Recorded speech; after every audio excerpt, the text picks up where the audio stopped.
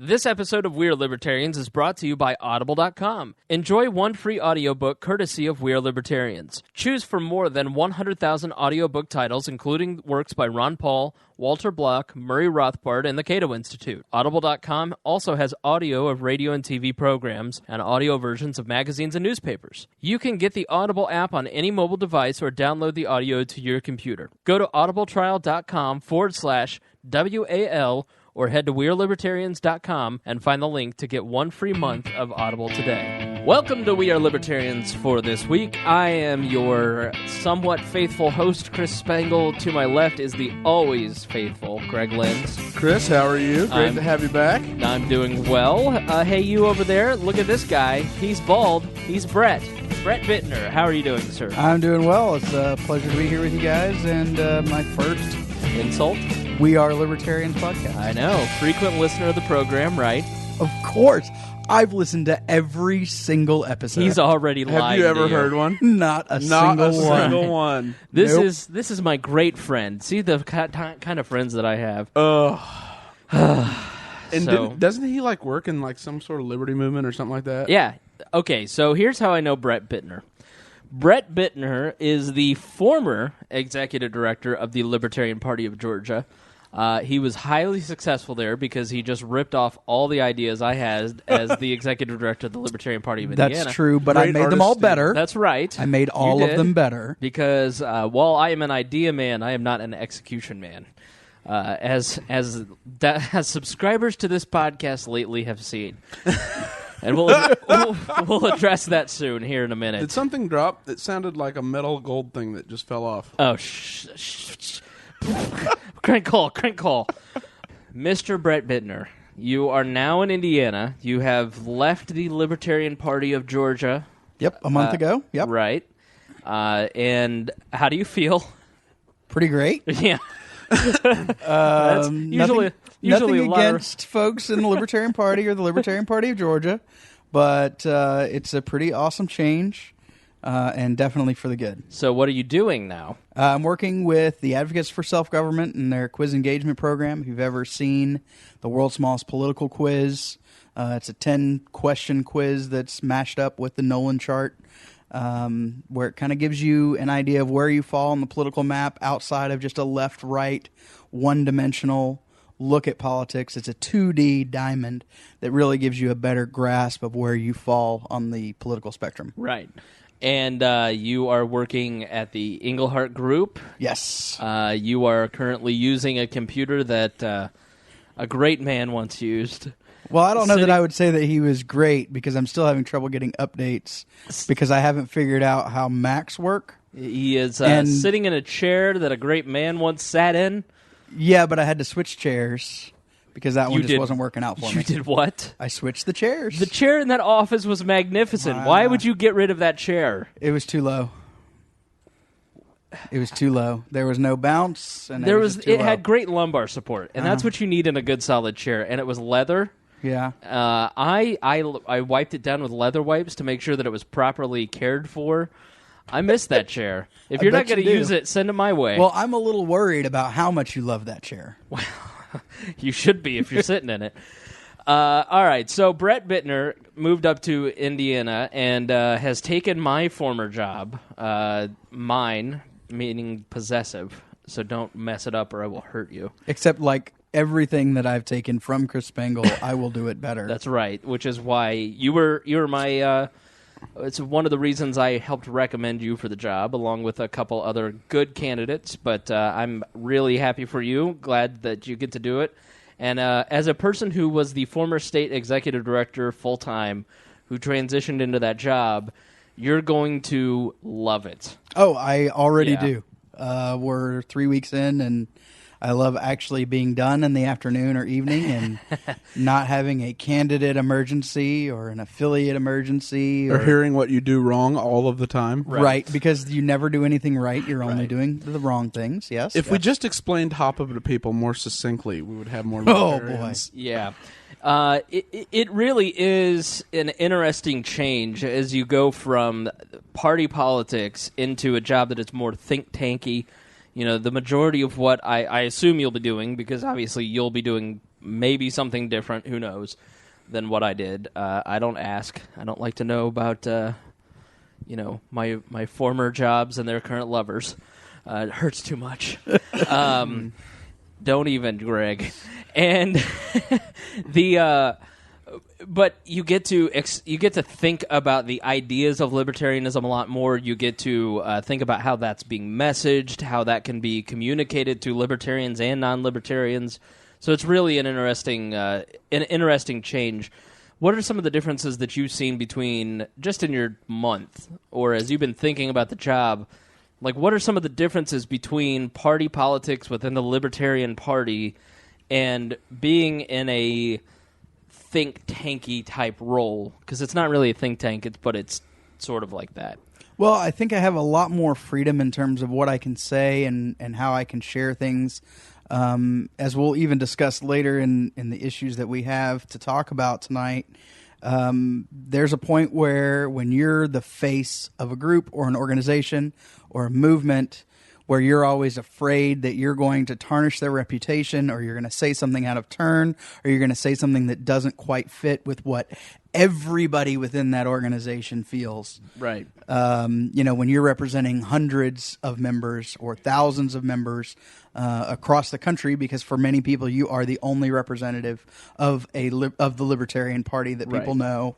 You're always very apprehensive and questioning every move you make, which of course is also something that happens with those hundreds and thousands of members as they question every move you make as well. Sure. There's a lot more freedom to really explore the aspects of liberty in the way that I see them, the beauty, the kindness, and less of the very, and I hate to bring it up, but the brutalist versus the humanist kind of argument that's been going back and forth within libertarian circles recently, the thick versus thin libertarianism, all that stuff.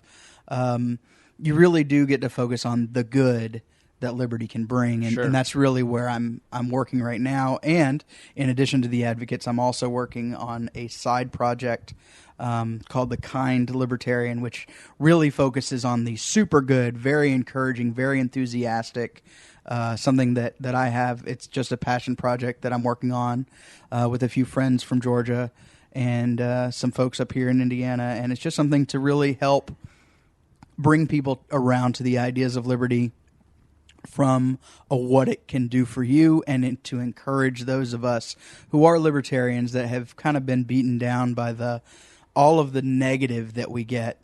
It's really an encouraging and uplifting opportunity to express libertarianism. Yeah, hold on just a second. I have to pontificate, and then you can ask a question, Greg. Hold on, let me step up on my high horse here.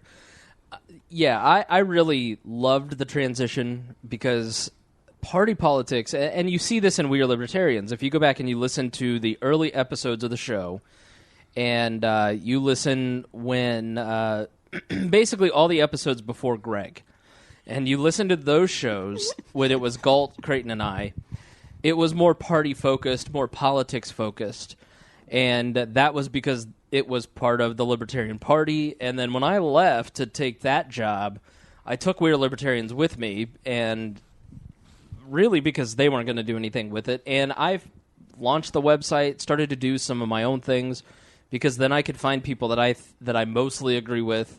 I don't agree with everything Greg says or Gina or what you might say tonight or really everybody on the network, Maya. But I'm able to give them a voice and to kind of foster some of the stuff that we've done. Whereas before, I felt we've got to promote the candidates. We've got to promote the party. And that's first. And then promote the ideology. And the Libertarian Party, there's only one of them. With the advocates, Cato, Freedom, FEE, FREE, FFF. There's many different libertarian organizations out there that are great, and you can kind of pick and choose who you want to support. You know, maybe you're an economic libertarian and you want to support Mises and what they do, or you want to go to liberty.me and support what Jeffrey Tucker's doing financially. We will have a guide on liberty.me. Really? It's the one about the Ultimate Libertarian Sales Guide, that blog post. They're going to turn it into a guide that's going to be a We Are Libertarians guide. That is awesome. Very cool. Very good. So if you don't know what Liberty.me is, go back and listen to some of the past episodes. The last one with Jeffrey Tucker, who's amazing, and go check out Liberty.me. But there's only one Libertarian Party, and there's lots of different kinds of libertarians. There's a lot of different thoughts. We're all working towards the same goal, but we all have different roots, different temperaments, different views, different emphasis, different issues. And you can kind of pick and choose a little bit more where your money's going and where you can direct your criticism or favoritism in the nonprofit world. So I think that's a huge benefit. And so you'll notice in We Are Libertarians, we launched in March of 2012, and then we got serious through 2013. We launched the new website in January. That's when Greg came on. That's when we started doing a lot of different shows. We've got a few different things planned that we're working for now. And we've had a bit of a break lately. The dear leader has had some personal issues. If you can't read between the lines, I am living on my own now and living in a different place. Mittens and I are very happy together here. And so... Can I have a little payback? Because I used to get crushed for living the bachelor, a.k.a. Lindsey Graham lifestyle. Welcome to my world, Chris. I'm not gay. Not that there's anything wrong with that. No, there's not. I just want you. Now that you too Listen, are in fact a Lindsey Grahamnesty, I just wanted to figure that out. I was just asked to leave our former podcast location. And luckily, I was able voluntarily. Like I left the Libertarian Party. Luckily, I was able to bring We Are Libertarians with me here. But it's been tough as I've started a new job and transitioning that. It's kind of been tough to get into the rhythm and get back to things. So we're going to fall back into some of that rhythm again and start being more regular. And I'm going to put out stuff that I haven't edited or that has been in the can that we need to put out. We need to re-upload episode 81. Various things happened with that episode that we won't go into. A lot of behind-the-scenes drama that we won't go into any further than that. We now have a new sponsor, Students for Liberty. Stop. And so I just want to apologize to all the regular listeners, all the fans. I every week feel terrible that we don't get together to do a podcast, but I feel much worse about other things. And so now it's kind of ready to kind of break out of that and get back to normal a little bit. And please have patience. So we'll get there. And if you're Josiah Crohn's, please listen to another show. Listen, if you're Josiah Crohn's, I'm not going to tell you to kill yourself. I'm just going to say stop listening and stop breathing. I'm just saying. Choke on a potato. No. It's an inside joke. There's this listener who, the very first time I ever saw this jerk's name, he was saying, wow, Chris Spangle looks much fatter than I thought he was. Wow. And so Josiah... I went off. Greg went off. He was like, that is so mean. I was like, I was kind of hurt by it. I went Dick Cheney on him. Right. I'm more George W. I'm like, I don't know what he's doing over there. It's terrible. And I nuked his mother and every one of his ancestors in Afghanistan. And so Josiah became the most hated listener of this program. We hate his guts because he once called me fat. And listen, after third grade, I'm not going to tolerate that anymore. All right? He lives in Idaho. They don't even have outdoor plumbing there yet. I mean, the whole state is shaped like a potato. I'm pretty sure he got on Facebook from one of those AOL discs. I can't prove it, but I'm just saying. Ooh, what do you got, satellite internet? Mm-hmm. So, anyway. Only when he moves his tinfoil hat to the left or right. Welcome to the podcast, Brett. This is divergence at its finest. This is what we're known for. It's great. Every episode that I've heard has been very divergent. Right. Meaning every time you start it, you turn it right off. That is a common occurrence according to the statistics. Can I ask a question about libertarian executive directing? For both your perspectives? Yes, please. Sure. Since it's the minority party, third party, why not, instead of running, granted, run candidates, but instead of hosting events and playing politics like politics is done, and since libertarians get hammered for not caring about, people who are, not well off or blah, blah, blah, why not just turn every single event you ever do into a Feed the Homeless initiative? Go ahead. Well, actually, you pointed to the lack of electoral success in a roundabout way there. But I actually, as of today, I can no longer say it, but I was an elected Libertarian. Oh, no, I don't mean elective. I mean the branding, like the way people perceive Libertarians. Like, oh, you don't believe in welfare? Why do you hate poor people? As opposed Actually, to... that's something that I really advocated. Right. There was actually, near my home in Marietta, there was a bus stop that I saw every single day that I drove by for the county transit system, and I saw the need for a bench at that bus stop because I saw that they were bringing carts down from the grocery store, turning them on their side, ruining them as they were sitting on them. It became a haven for trash. And I thought, hey, you know, it would be a really cool project for my local LP affiliate is if we built a bench and we put a little mark on there that said, hey, this was provided by the Libertarian Party of Cobb County. I had even talked to the property owners and the store owners, and they were cool with the idea. The only thing that stopped me from doing it myself was that I am not handy at all. I have worked very, very hard not to ever get my hands dirty. That was the reason that I went to college. And not saying that there's anything wrong with that, but my whole life I've wanted to do more with my brain than with my body. And so I just did not have the ability to build that on my own, much like many of the projects that I was involved in where I was literally the only person that showed up. This was an idea that I thought had merit. I just didn't have the means to make it happen, and I wasn't going to pay somebody to do it because it seemed like a great volunteer opportunity because we did have crafty and handy people. I wanted to be involved with Habitat for Humanity. There were a lot of volunteer opportunities that I wanted us to take advantage of and get behind. But at the end of the day, there were a lot of people who just did not want to do anything. They would rather sit around and debate. Sure, and this is the problem because I, too, had a lot of the same thoughts, a lot of the same ideas.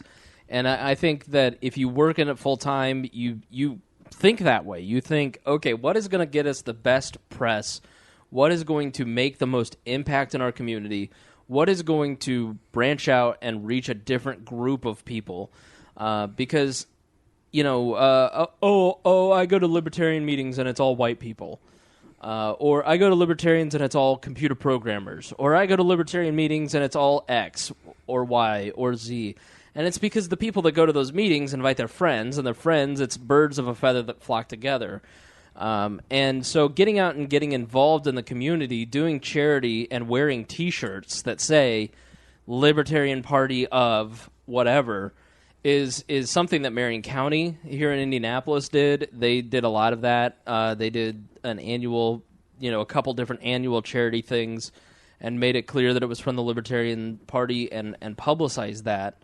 But I would have liked to have seen and would like to see more systematic volunteering, more community organizing, because I really think that community organizing, in a big way, is the reason that the left does community organizing is because when you do something nice for somebody else, they're more apt to adopt your ideas and say, you know what, they're all right, and it gives you a natural way to have a conversation about these ideas and about the ideas of what government could be without the state. And it's the reason it doesn't happen is because people in the groups, it's not that it's not pitched, it's that it's not what they're into. A lot of libertarians are just like, ooh, that means I'd have to talk to people. I have an idea, though, because libertarians are huge into comic books, right? Mm-hmm. And not me. Yeah. Well, yeah, no one actually in this room, but the majority, I'd say probably at least 40% of libertarians are into that World of Warcraft, into the mic. Oh, I'm sorry, into World of Warcraft, into Batman comic books, all of those things. Since we always get hit with, what would you do without the police? Why not start a libertarian night watch group that are vigilantes like Batman? Only if I get to wear my underpants on the outside. What's funny about that is my former chairman of my local affiliate did organize a neighborhood watch for his area And that was something that he was actually very involved in. And it ended up that they were contacted by the city that we both lived in to find out how they could start more groups like that. It wasn't an official neighborhood watch, but it was a group of people. They were walking around the neighborhood. They were checking things out. They were making themselves feel safer. And it was something that was very successful, and they wanted to replicate it elsewhere. And I did want to add one more thing.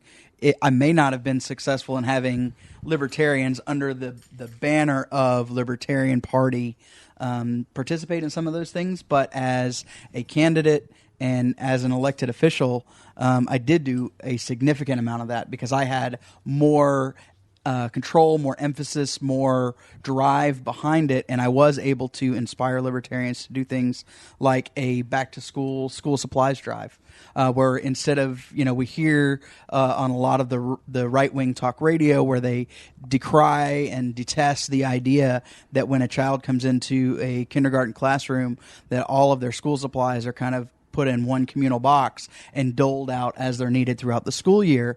I took the opportunity when Georgia has a sales tax holiday right before before school comes back into session. I took that as an opportunity to have a drop-off and publicize this. It was called Marietta Give. And what we did was we organized people coming to give school supplies using the absence of taxation to show the prosperity that comes, and to also see that in the absence of the state, you would still be able to provide for the less fortunate, the poorer people, the poorest in your community. I also did a book drive in the community, branded the same way with Marietta Give, for the Christmas season this past school year, because I knew that literacy was a huge problem in my neighborhood school. It's a very poor area. And you know how you and I, and I'm sure a lot of the listeners, have books per people. The ratio is reversed in a lot of poorer neighborhoods. It's people per book. In fact, in my neighborhood, at my neighborhood school, the principal told me that he estimated that it was probably 40 students per book among his student population.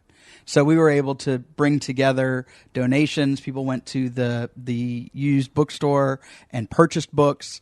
We did that ourselves.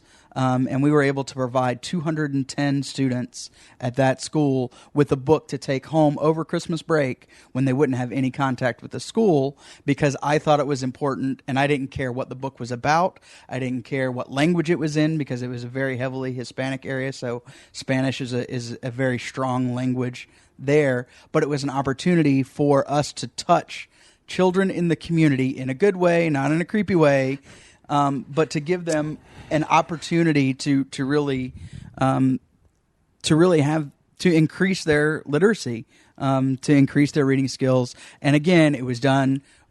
The only form of government was the fact that I was elected and that I was, giving the books to the principal so that they could make sure that, what was donated, because I don't have children. So I wanted to make sure that what was donated wasn't explicit, wasn't inappropriate for their age range. But we focused on the elementary school, and there's actually another one going on right now that will be happening for the end of school, so that over the summer they're going to have them. We've collected about 110 books.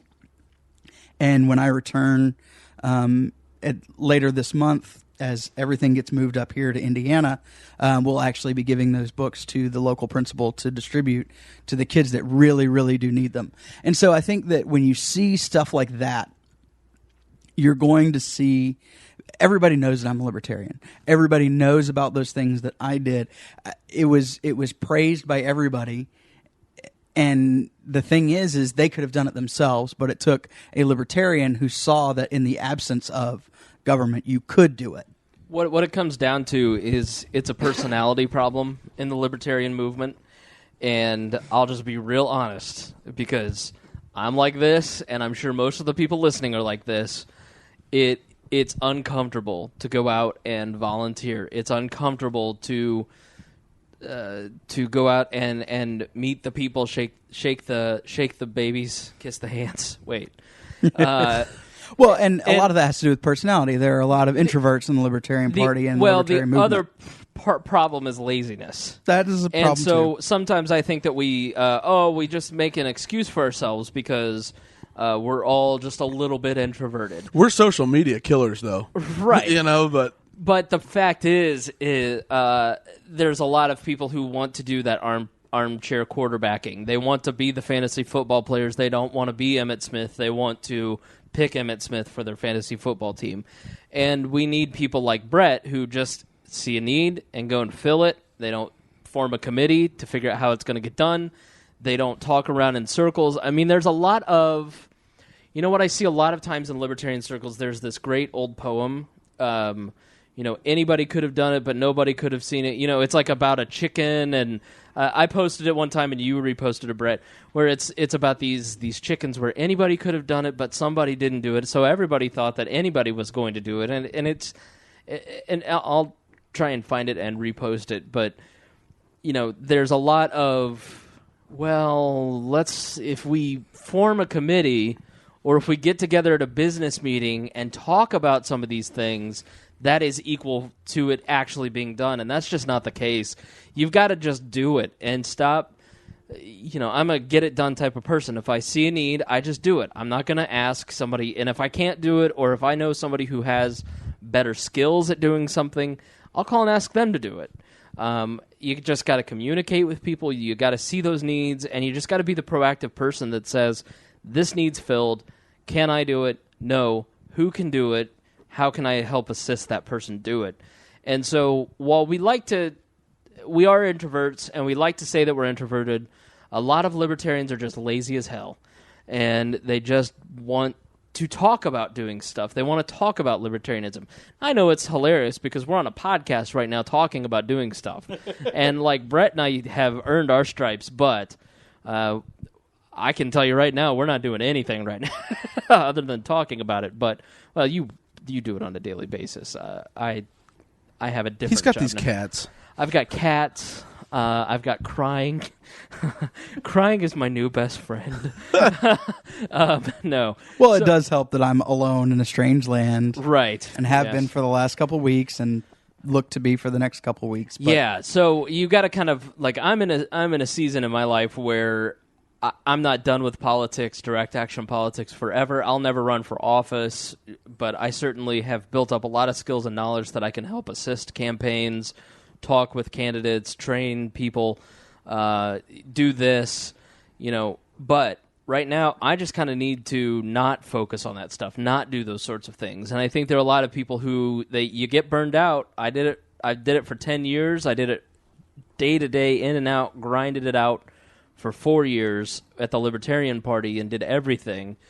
And so you got to kind of take some time, but I'll be back. You need to be more David Friedman and less Chris Spangle. We'll talk about that later if we get time. So yeah, you just got to get off your butts and do some of those things. So welcome to Indiana. Now, you said you were elected to office. How the heck did you do that? What office and how did you get elected? I was on the Marietta City School Board. There was a special election that took place in 2012. Much like my term ended, the guy before me got a job in a different state that caused him to relocate. And I ran for office. It came down to a conversation that was headed up by our neighborhood group. When the previous holder of that seat won, there was a lot of animosity that carried throughout the neighborhood, and they wanted to make sure that with the special election that there was a lot of harmony. And so really we all kind of, if we had any inclination to run, we were all invited to kind of sit down and talk about it. And really, I was the only person that people were afraid of running against because they knew that I had political experience. Right. They knew that I had a, quote, army of libertarians that would come and knock on doors. Or were they afraid of Chris Spangle? They were not afraid of Chris Spangle. No. Not at all. Much like everyone else in the world, they said, who the hell is that? But so I was able to walk in. Libertarians. I was able to walk in the first time in the special election. I got 98% of the vote. There were 4 people that wrote somebody else in. I believe Mickey Mouse got a vote, Donald Duck, Ronald Reagan, and then somebody wrote themselves in for the position. So that was how I got elected the first time. The second time was not as easy. I drew 2 challengers. It was a 3-way race, But as I detailed, on my personal blog, brettbittner.com, I actually targeted the message, and I looked at, there's 8,800 people in the area that I would represent, roughly 8,800 people, and I narrowed it down to the ones that I thought would vote and that I could influence their vote. And so for me, it was a matter of getting out there and talking to people and knocking on doors. I knew I had an incumbent advantage. I knew I had the last name advantage in terms of appearing higher on the ballot, but I wasn't satisfied with that. Georgia is a runoff state. And so if I didn't get 50% plus one, I was going to have to campaign for another month. And that was really my motivation in July when it's 105 degrees and 100% humidity and you feel like you're swimming when you're outside walking, for me to go door to door. And I knocked on 1,500 doors. Some of them I knocked on twice. But I made sure that people knew who I was. I kept a very consistent branding. I kept a very consistent message. Much like Mitt Romney, I was like a robot when it came to the issues and the script because I knew exactly what I wanted people to know about me. And I used that throughout the entire campaign. And then people were also seeing me at every single event that their kids participated in. Mm-hmm. If it was a night like tonight, then I would be doing an interview or a podcast or working with something. Or if I had an event with the Libertarian Party, I'd be doing that. But if it was a night like last night for me, instead of going to Chick-fil-A and mooching off of their Wi-Fi for a while because where I'm staying, the Wi-Fi sucks, I would have been at an event at one of the schools, whether it was high school, middle school, elementary school, arts, sports. As long as it wasn't basketball, I was pretty much there. And so they saw me in the community, they saw me at the events, they saw me in their schools, and they saw what was happening outside of the boardroom, and I was showing up at their door. I had one lady who was drawn into the ward that I represented. She had lived there for 12 years, and she said she had never been visited by any candidate ever. She'd gotten mailers, she'd gotten robocalls, but she'd never had anybody come to her door and talk to her about the issues that she felt were important. And when she looked down at the push card that I handed her when I introduced myself and looked up at me and said, "You're him, right?" I said, "Yep, that's me." She said, "Oh my God, I can't believe it." And she gave me a hug. And I didn't understand what it was about, but it was because somebody was there that in her mind had a position of authority and wanted to listen to what she had to say. Right. And I made that connection with a lot of people in the city of Marietta, not just in my ward, but throughout the city, throughout Cobb County. And you know what? As many times as the newspaper and TV and radio wanted to slap the Libertarian label on me to try to detract from that support, what they really did was they strengthened people's belief in the idea that Libertarians aren't these crazy wacko nut jobs. They can be very normal people who are very engaged and very involved in their community. And they were happy to support me. And I think it actually helped not only me, but also the brand of libertarianism to see my name attached to that with every single time I was mentioned in the media. Yeah, so what are... The Libertarian Party of Indiana just had their convention. How was it? Shut up. I wouldn't know either. Yeah, I had personal issues and I couldn't go this year. Why didn't you go, Greg? You're the new great white libertarian in the state of Indiana. No, this Roger Paxton, the head of the Arkansas, he called me a neocon in a comment because he knew Bittner made a post saying he was going to be on tonight, and he was like, "Well, it's better than that neocon guy that wants to bomb everybody." and I was like, Are you even a state? Like, he's just lucky that Rick Perry doesn't annex Arkansas like the Ukraine. Roger Paxton is or was the chair of the Libertarian Party of Arkansas. He was. He's now their secretary. Okay, and is an awesome guy. Sounds like a demotion to me. He has his wife is the chair. Actually, he has. So it's nepotism. Yep, nepotism in Arkansas. Corrupt. Don't be a Libertarian Party member in Arkansas. Actually, I was there at their convention, and the Paxtons were very gracious. They were actually gave me my first opportunity to provide a keynote address. Cool. At their convention, I was there. There was no funny business with the voting. No nepotism, Chris. Sorry. I think I nominated. The Paxtons are great people. Yeah, I think I nominated. No, I think I nominated Roger for Judicial Committee at the National Convention in Vegas, after a lovely meal at a Vegas buffet at the Red Rock Inn. No, they're awesome people. They're doing great. If you live in Arkansas, you seriously need to get in touch with the Paxtons and get on it. I don't like them. They are my Southern Crohn's. Yeah. They are my Southern Crohn's disease. Just because he accurately described you as a person that wants to bomb other countries, you I can't get mad at him. will not be dictated to about wanting to bomb other countries from someone that lives in Arkansas, and they probably have a database of where anyone that's even tan lives. See, I guess I can't get mad at you because I got mad at Josiah for accurately describing me as fat. So He did not. That's not true. what? I'm just big boned. You're Canadian. Shut up, you a-hole. So let's talk about libertarian candidates, and we'll get to old racist and Bundy ranches and all that stuff in a minute. But I find it fascinating. I want to talk about the Libertarian Party for the first time in like a year and a half. So a lot of states have their conventions. The national convention for the Libertarian Party is in Ohio, in Columbus, Ohio, at the end of June. So a lot of campaigns are starting up. You know, here in Indiana, we have the Secretary of State campaign with Carl Tagenhorst. He is running for our ballot access position. There's also several statewide and federal level candidates. And what a sharp, intelligent guy, Carl. Yep, and Andy Horning is running in District 8. A lot of great people running across the state of Indiana, and check your local listings, I'm sure, where you're at, too. So, as a person who spent 4 years... 4.5 years with the Libertarian Party of Georgia. All right, so relatively the same experience. Like, we were the two, over the course of 4 years, we were the two executive directors. I'm not sure, are there other executive directors? There are now. LP Texas has an executive director. I believe that position is paid. Washington State has one. North Carolina has one. I'm not sure if that position is paid.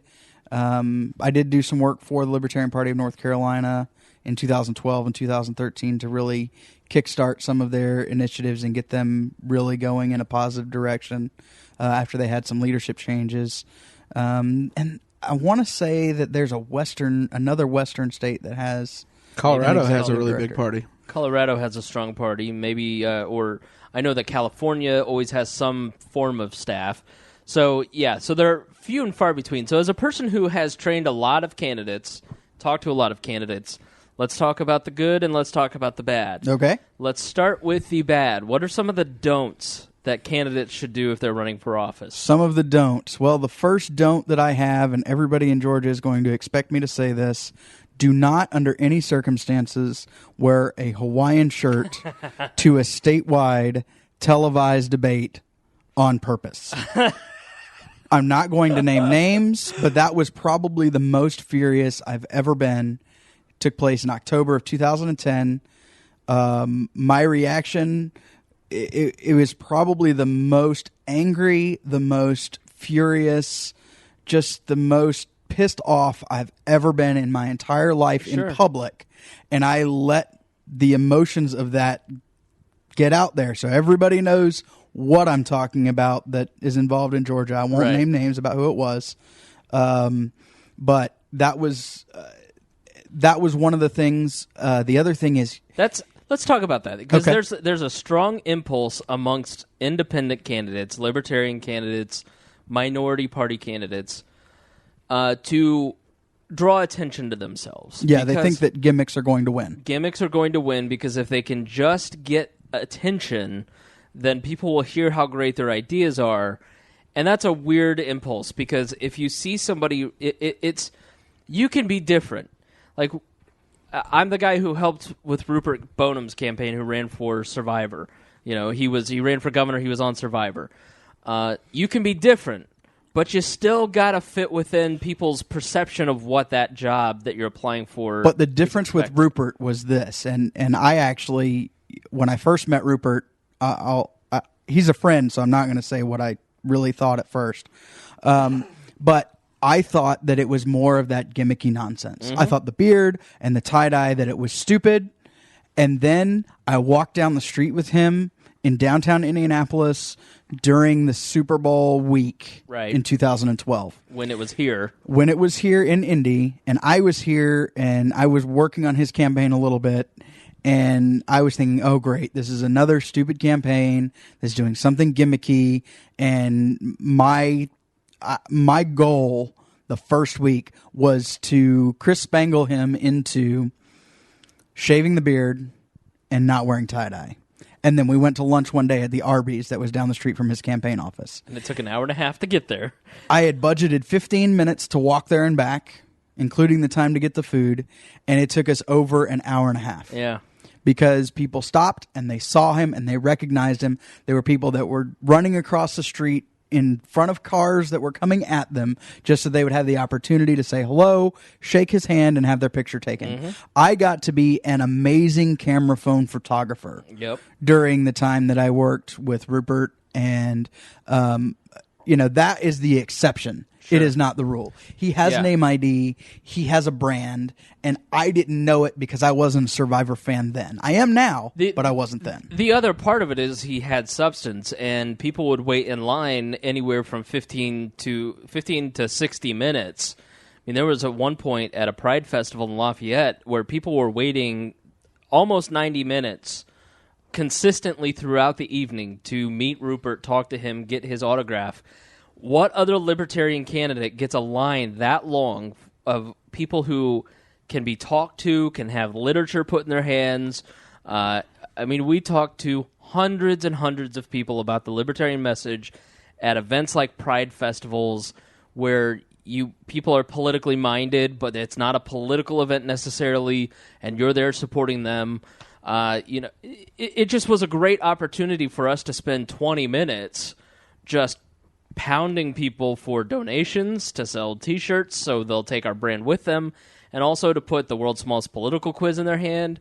The quiz went with us wherever we went. The quiz was in his literature to have people take the test, and most people score in that Libertarian quadrant, and it just was a great way. A lot of people dismissed it as a gimmick. They did. I did too. I was like, we're not. I'll go meet with the guy, but we're not running Snooki for governor, And then you spend 3 hours with him, and you see the substance and what he's built, his charity, his character. He lives it. He lives his message. He's not one of those 100%. fraudulent celebrities. Yeah. He walks the walk, which is something I think is lacking with a lot of Libertarians. We talked about that earlier. And politicians, period. Candidates, Agreed. period. Because so much of it is fake. It's staged photo ops. The other part of it is he had Evan McMahon, who just was completely committed to his campaign, worked for like a year and a half without a paycheck, gave his heart and soul to that campaign, who was organized, who got those materials designed and printed,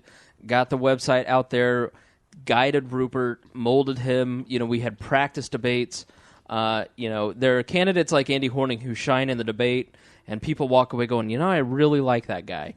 Rupert was not necessarily the most polished debater, but when you're out with him on the stump one-on-one, he had that quality where he just grabbed you, made you feel special, and you walked away with his literature in his pocket. And I think to go to the from the bad to the good, the bottom line is don't try to be gimmicky. Stick to your 3 points. And be authentic. People can tell when you're fake. Right. They really can. When you're playing a character, you got to know what you're talking about. You got to talk about things that matter. When Brett went out running for school board and was talking to people about school board issues, he was not talking about ending the Fed. He was not talking about ending wars. He was not talking about anything other than school board. It was local control, community involvement. Right. And it was about really making the schools a welcoming place and student achievement. I think a lot of times we have a debate in the Libertarian movement, the Libertarian Party more than Republican Libertarians. Is it about education or is it about running for office? Does the Libertarian Party exist as an educational tool to build some sort of structure so that we can have events, net other libertarians, bring them into the movement, educate them better so they can go out and evangelize to their friends and family, and they emphasize less running for office, winning those offices, serving in government, dealing with lawmaking. dealing with tough issues, dealing with issues as they present themselves, versus a group, more pragmatic group who say, listen, we're involved in politics. That's rule number one. The goal of the party is to win elections, to serve in government, and to reform the government from the inside out. And I land somewhere in between because I think that a Brett Bittner who is not a right libertarian, I would say that you're probably more of a left libertarian. Sure. If you want to just based on the issues that I focus on, yeah. Right? I would say I look at more of the left libertarian. Yeah, and issues. you more than I, but I also try to be middle of the road, especially in the Libertarian Party. Just kind of float between both camps, be friendly with everybody, not get involved in all the issues. The advocates are great at that. Sharon Harris gets along with everybody. I love that quality. Stay out of the drama. Don't pick fights because that's not the point of the party. Stay away from the infighting. You ran for school board. You won your race. You educated people about, because of your hard work, you not only educated people about what was going on in their government, you also educated them about libertarian principles, and you were able to do things inside the system and outside the system to benefit your community, move it more towards libertarian principles. I don't see the harm in that. You educated people while you also were serving your community, but then there are people like Maya who probably don't have an invalid point where how can you work in the government to get rid of the government, and hey, c'est la vie. And we'll have Maya on very soon. She's been itching to come back, and the fact that you're on and she's not tonight means I will get the nastiest note on the planet, so I have to make that uncomfortable phone call after you leave. God love Maya. I can't wait to have her back on so she can leave in a fit of rage. But the question is, Greg, am I emotionally stable enough to handle Maya on the show? You know what? No. But then again, Deepak Chopra isn't emotionally stable enough to handle Maya on the show. When I was stable and comfortable and doing well mentally and emotionally, I couldn't handle Maya on the show. Maya is the only person I've ever seen make Joel Osteen consider atheism. I saw Joel Osteen standing on a bridge considering jumping last week, and it was because of Maya. And it was just a look. Maya didn't even have to say anything. It was just purely a look. Oh, my. So we're going to be we're going to have Maya on very soon. So, sorry, man. A lot of shenanigans going on behind the scenes for as we discuss future guests. So, anyways, I would consider there are probably 3-4 places that I consider hotbeds of libertarianism, especially in our generation. I would say that Atlanta, from which you are leaving, is a hotbed of young libertarianism. You've got Fee down there. You've got the advocates down there. You've got a solid, active party thanks to your work with the Libertarian Party of Georgia. I would say Austin and the Texas crowd in Austin and Dallas. They're a very solid, strong, active group of young libertarians. Virginia, obviously, because it's of its proximity. And then here in Indianapolis, proximity to D.C., I didn't finish my thought. And then here in Indianapolis, we have a lot of young libertarians, a lot of, obviously, that's where we're broadcasting out of. So we're happy to have you in Indianapolis. So you can... New Hampshire, the biggest one. Oh, you're totally right. I mean, yeah. If anyone is a free stater that listens, or Yes. you guys are definitely the leaders. I'm an idiot. 5. And don't forget about Colorado. I mean, Colorado. I've really seen. I was at their 2013 state convention when I was serving as chairman of LSLA. We held our annual meeting there, and I got to know a lot of the Colorado folks, and I was really impressed with what they've been able to do. And I believe they put 50 candidates on the ballot this year. Wow. The Up in Smoke tour. I would say there's got to be California as well, L.A., and also sort of the Sacramento area. It gets diluted, though, because of the sheer overwhelming number of liberals. Sure. So, yeah, gladly, there are many growing little pockets of libertarianism. Indianapolis, I'd love to say that that's one of them. And you're totally right about New Hampshire. To all our free staters, if we're back on LRN.FM, all our friends in Keene, we say, Good on ya. Tally ho. I don't know what you say in New Hampshire. Porcupine up. Porcupine it on up, bitches. All right. Should we dive into issues? Well, we do have someone from the South on the show, so... Right. So naturally we had to talk about racism. Exactly. How could we not? We did make him, before we started the show, being a Southerner, we made him. We said, you can come on the show, but on air, you must admit that Sherman did nothing wrong. He didn't do anything wrong. Oh, you guys. I mean, what did he do wrong? And don't give me that states' rights argument, okay? That's just racist. Y'all. Here's the thing. I grew up in the area that he went through. Right. He it's like Bush. He liberated it. Well, I'm not going to argue in any way, shape, or form that the Confederacy was any bastion of liberty by any stretch of the imagination. One would argue slavery is the exact opposite. I would actually stand with you in that argument. Go on, Brett Bundy. The issue that I saw, and the issue that I see is the 10th Amendment means nothing if you cannot back out of the contract, the Constitution. Oh, now we're getting into legal theory. Somebody just bought season tickets to the Clippers. Oh, boy. Well, it doesn't have anything to do with race. Do you have any black followers on Instagram? Because that might make me upset.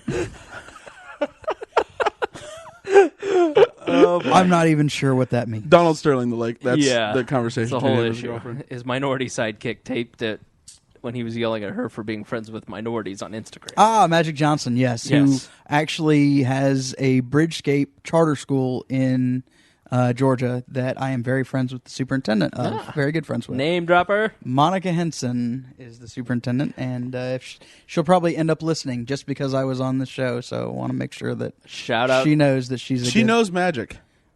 She works at the Bridgescape School. If I ever get AIDS, I want some of that blood. Stop it. Oh, Stop come it. on. See, that's the funny part about the Donald Sterling thing. I believe she made love to Magic Johnson. Yes. And he was upset about a picture on Instagram. He was not upset about being exposed to the HIV virus. No. So this guy clearly is a person who has his priorities straight. Well, social media photos, no. HIV, though, I'll tell you, though, the South changes people.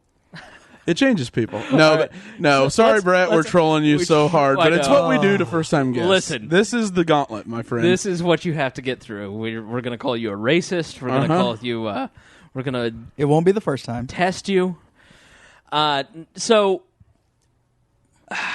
let's get into race in a minute. Let's talk about the Bundy Ranch, but let's not talk about the Bundy Ranch in terms of what this D-bag said. Yeah. Let's talk about what actually happened. Let's give a brief overview because property rights are so central to libertarianism, and this just goes to the heart of property rights issues. And I know we're about a week late, and that is my fault on this issue, but I do think it's worth mentioning and touching on it. I know a little bit about it. I haven't studied it in depth. So, as always, we go to our news correspondent, the always informed, the never tactful Greg Lenz. Please. I appreciate such an incredibly nice opening for me. The always informed, never tactful Greg Lenz. Well, I'm sure, and actually, this is why I always hate this, is that I'm sure our audience obviously knows it even better than I do. But Cliven Bundy is in a little bit of a standoff with some federal agents of the Federal Land Bureau and Management Bureau of Land Management. And it seems to me that he is in the middle of a 10th Amendment, in fact, fight. He is under the impression that because his family has been grazing these lands with their cattle since the 1870s, which was before Nevada was even Nevada, that if he has to pay grazing rights and fees to anyone, he's paying them to the state of Nevada, not to the federal government, which actually I guess you could say, own the land. They own the land, but what can't they own? They're the government. They can own whatever they want, especially with eminent domain. And so he's in a little bit of a standoff. He's had some cattle shot, and the fees, in fact, are $1.35 per head of cattle per month. So he owes them a little over $1 million, correct? I think that was the last figure I read. Yes, $1 million. The other part of this is back in 1993. This is one of those infamous stories that you hear about all the time. There's some endangered turtle that is on this specific area of land, and so that's why this fee was imposed. And it was essentially to discourage any kind of cattle ranching in this area because it might hurt the turtle. And the turtle's endangered. And so we don't want to grow food. We want to save a turtle. What's tough, though, is he said they've been there since 1870s. Mm-hmm. There are property records in his county that show that his family didn't move there until 1978. Oh, really? The Bundys moved from Bundyville, Arizona, in fact, to Bunkerville, Nevada, where he is, in fact, located. So but the land has been settled for a heck of a long time, and back in 93 they imposed these fees on the cattle ranchers, and all of his neighbors bought in, and slowly their farms died out, and they faded away, and he said, you're not going to run my business because you arbitrarily decided to save the turtle, because the Bureau of Land Management can at any moment decide that they are the authority. So they go to court, and when they make an argument in court, they are in fact making law. So it's not like Congress is passing a law. Congress has given the BLM and many other executive branches the ability to make law, essentially. Make rules, regulations, and laws. Enforcement. And so the BLM made these rules, and Clive Bundy, whatever this dude's name is. Cliven. Cliven has decided, I'm going to fight it. I'm not going to give in. I own my land, and they're not going to just arbitrarily decide that I don't. So he's been in court for many, many years. He continually has lost. He owes $1 million in these back fees. And so the federal government spent $3 million doing what? Well, they killed 2 of his cattle, or is it 3? I thought the number was closer to 6. Is it? I don't know. It's 6 head of cattle. Again, this isn't something that I've been... It's hard to get good news coverage on it, period, which is really shocking. Everything that you're seeing is very glossed over. It's from local affiliates mainly. And then you have militiamen showing up. Right. You have a huge... If I am a Nevada citizen, I am livid at Harry Reid, because Harry Reid has called the Bundys domestic terrorists. You have cops. They tasered a supporter, a militiaman, and they even threatened. They have everything under surveillance right now, and then they have sniper rifles pointed at his property and at the disputed area and his cattle 24/7. I don't even know how to describe it, because to me it's like there isn't a cool head anywhere involved that can even come in and mediate. Right. And not only is there not a cool head, it shows that on both sides of what's going on, this has escalated beyond where it should have. I believe in some respects both sides are wrong. And like everything that is out there, if there are 2 parties involved, there are 3 stories. There's one side, the other side, and the truth. And unfortunately, we really don't know what the truth is, because we are talking about an area of the country where it's hard to get a reliable news, and a lot of what we're seeing coming out of there is slanted in either is a pro-government position, propaganda-ish, or is very Natural pro news. Bundy, not a real news source like an InfoWars or a Natural News or CNS. So they're not legitimate in terms of what the mainstream would consider a legitimate news source, or as I like to always rail on people who use the Daily Mail as a news source, it is a tabloid. It has a slant. It's there to get you to talk about the things that they want you to talk about. Let's also pause and take a moment just to reinforce the fact that we do not consider Prison Planet, InfoWars, Alex Jones, Natural News, Before It's News, or any of those sources to be credible or reliable information. And if you are sharing them on your Facebook, I probably have unfollowed you because it's not. And it drives me crazy when Drudge links to it, because he's giving credibility to speculation. But he also... Drudge owes... the reason why is Drudge owes his entire career to 2 things. Is 2 times he's hit right. The first time was on the Lewinsky scandal, linking to a non-credible news source. The second time was on John Edwards, linking to the National Enquirer before anyone else would touch it. So, like, for Drudge, I get it, but he is so darn credible. What's he drive? 100 billion, or, 100 His billion traffic pages a month. is unreal. So like he's gonna do that because if he gets one right, the payoff's enormous. It's the same reason that TMZ is popular. Yeah. I just have a feeling. Like I used to think Paula Deen, like as soon as the cameras went off on Paula Deen, she's like, "Take care, y'all. Enjoy your butter, y'all." And then the cameras would go off and she'd be like, "Everybody stop looking at me, you motherfuckers." You know, like she just... And I think that's basically been proven true. Although in her defense, the people recanted and said all the stuff that made her lose her empire we made up. But that didn't get reported at all.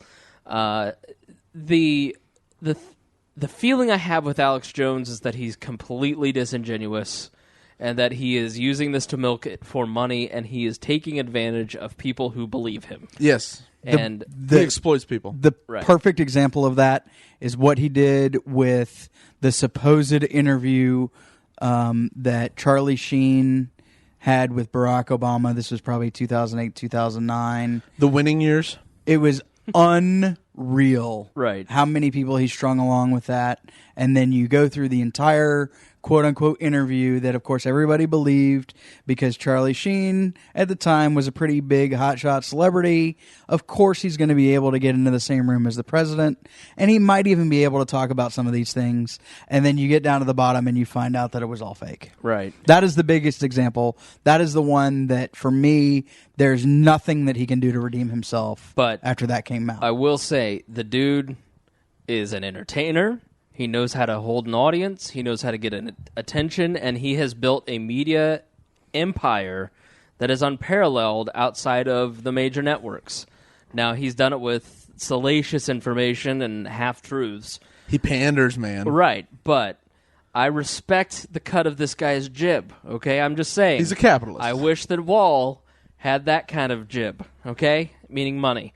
So, anyways, back to Clive and Bundy. The heart of this is property rights. And the Constitution. That's the real interesting, the most interesting part of all of it. So, we're going to break this up. We're going to have Brett Bittner explain why property rights are central to libertarianism, if you're comfortable with that. 'Cause Absolutely. We're throwing you a curveball. No problem. And then you will explain why this is central to the Constitution, because he's the anarchist and you, sir, are the statist. So, oh boy, I'm watch an out, anarchist. Paxton. I don't know if you even are an anarchist. Oh, geez. All I know is I'm never libertarian enough. I know. Even if you were a voluntarist, you wouldn't be libertarian enough. Right. The right flavor like of voluntarist. Antonio Bueller is not libertarian enough for Christopher Cantwell, who is not libertarian enough for somebody else. For the Free State Project. Sure. So, well, there's a whole... Yeah. Anyways. Right. So why are property rights central to libertarianism? Because it's my stuff, man. All right, go. Don't touch my stuff. Don't steal my stuff. It belongs to me. That's the very essence of what property rights are. It defines your body, your possessions, your money, your belongings, your relationships. Those things are mine, and they belong to me, and I should be able to do with them as I wish, because I have either traded part of my life, my liberty, or other parts of my property to obtain them. And when you infringe on that, whether you're another individual or you are the government, you are really stepping in it when it comes to libertarian thought. Because if it doesn't belong to the person that quote-unquote owns it, then it doesn't belong to anyone, and it's all subject to the tragedy of the commons. So at the end of the day, you can't have rule of law without being able to establish property rights. And I think that's where a lot of libertarian, it's a cornerstone of libertarianism, a lot of libertarian thought coming from that, because as I like to break down, I like to borrow words from my friend John J. Myers in Texas, libertarianism breaks down to 7 words and 2 sentences. It's leave me alone and don't steal my stuff. And if you can get that, you get all of it. Even Matt Kibbe with his new book, Matt Kibbe from Freedom Works, it's don't hurt people and don't take their stuff. He gets it as well. It comes down to being able to own yourself, being able to govern yourself, being able to manage yourself. It comes down to yourself, then it extends to your family, your home, the property that you have traded your life, your liberty or your property to get, because you're trading your life when you go to work to earn a paycheck, to be able to purchase the new iPad or whatever it is that you're into. But that sounds very selfish. And it's selfish in that you're not giving it to other people. But you know what? If they wanted it bad enough, they would trade their life, their liberty, or their property for it. Right. So what about the government and the property that the government owns? Why can't the government take your property? Well, at the end of the day, who owns it? Who owns you? That's really a central question to ask and answer. I believe that an individual owns himself. He belongs to himself, and your home, your belongings, your family, those are extensions of you. The things that you've worked hard to pay for. You put your sweat equity into a job, and in exchange, you get money back for it. Right, which is just a medium of exchange. You're really, it's a way for you to trade part of your life, the sweat equity that Chris talked about, for something that you desire. So to expound on that, when you get property two ways. You either take something and improve it. You for instance, it's the homestead it. You homestead it. It's like the pencil. A lot goes into the making of a pencil. The graphite, the wood, the rubber, the aluminum.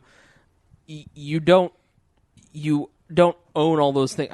I don't know. I'm not explaining it right. I'm a rusty. I've been distracted. Ultimately, but you know what I'm saying? Yeah, it all comes down to this: Help.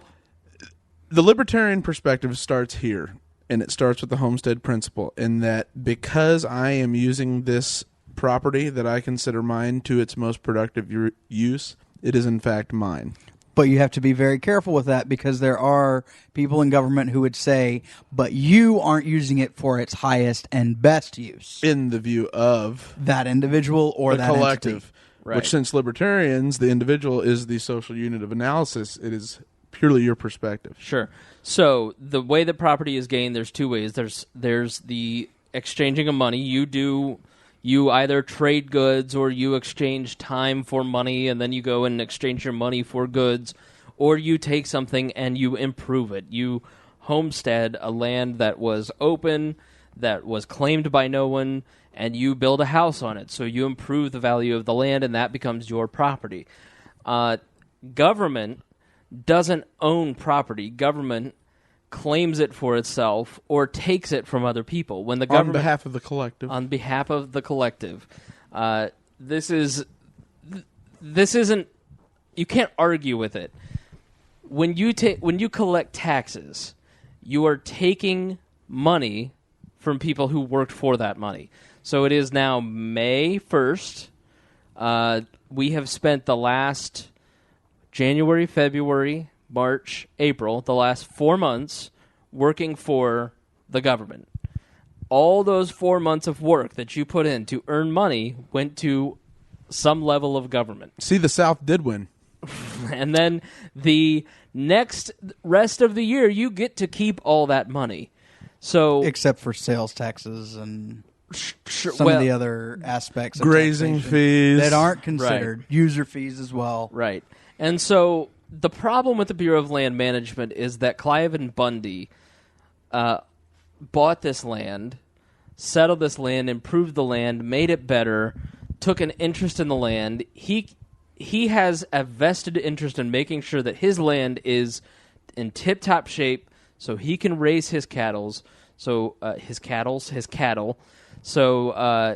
they produce as much meat as possible. I don't know what kind of cattle they were. Were they like for feed or what the heck? Well, if they certainly wouldn't be dairy because they wouldn't be out grazing. No, they'd be in a stall. So it's like Angus and hamburger. Yeah, it would have to be for meat or possibly to help propagate the species for other farmers. Sure. So he has a vested interest in making sure that his investment in the cattle, he gets his investment out of that. So he's going to take care of the land better than the Bureau of Land Management. And if there's a few turtles that get killed, who cares? But that's the hard part about attaching your wagon to Bundy is that he was, in my opinion, he was a freeloader. He just didn't want to pay, period, because becoming a rancher was so difficult at this point, it was hard to even squeak out a living. We'll get to Bundy himself. We're talking about the principles. Yeah. Bundy himself, this is the danger of attaching yourself to an individual and not an idea, is once that individual shows their true colors, then the ideas get tarnished. So the bottom line is his property is his property, and the Bureau of Land Management has decided that they're going to tell him how to run his property because they think they know that they know better than he does, and they may not necessarily know better than he does. But you say there's a constitutional aspect to this as well. There definitely is, because and granted, it looks like that was actually a fraudulent claim, but if his family was there before Nevada was a state that was admitted to the Union, then the authority that his family would have recognized would have been the Nevada state government. So you get into the question of what Brett brought up earlier. Is the Constitution a contract or is it not? Are you able to void the contract or can you not? Was the Civil War a war of, how do you like to say? A war of northern aggression.